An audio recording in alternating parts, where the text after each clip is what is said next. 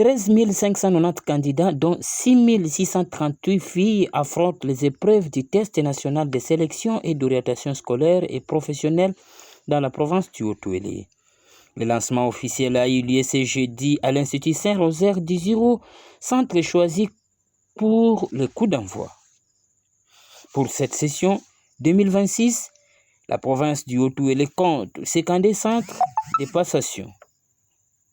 13 590 finalistes du cycle de base sont inscrits.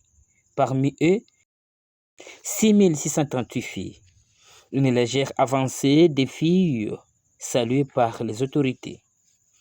Plusieurs allocutions ont précédé le lancement, notamment celle du directeur provincial de l'éducation nationale et nouvelle citoyenneté en province du Haut-Uélé, l'inspecteur principal provincial du Haut-Uélé 1, IPP, le délégué du ministre national, ainsi que le ministre provincial de l'éducation. Pour sa part, le directeur provincial, Christian Ilanga, a dressé les statistiques en ces termes.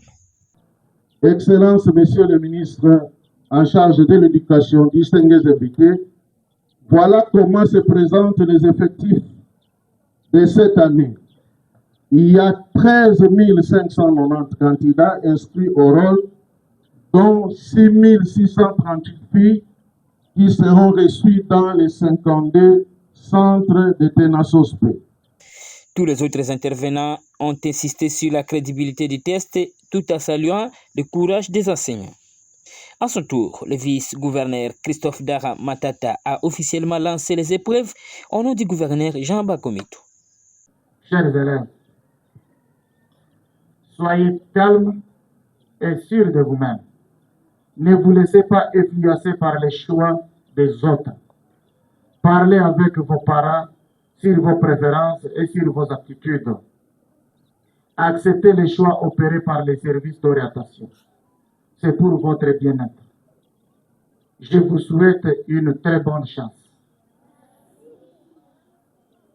Distingués invités, mesdames et messieurs, au nom de son Excellence, Monsieur le gouverneur de la province, honorable Jean Bakomito Gambou, je lance officiellement la 4e édition du test national de sélection et d'orientation scolaire et professionnelle, TENASOSPE à sigle, sur toute l'étendue de la province au Haut-Uélé.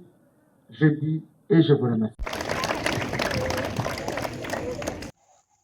Après la cérémonie, la délégation des autorités a visité 3 centres, notamment l'Institut Toulouba, l'Institut technique professionnel du Ziro ITP, puis l'Institut technique commercial et administratif Teli ITCAT.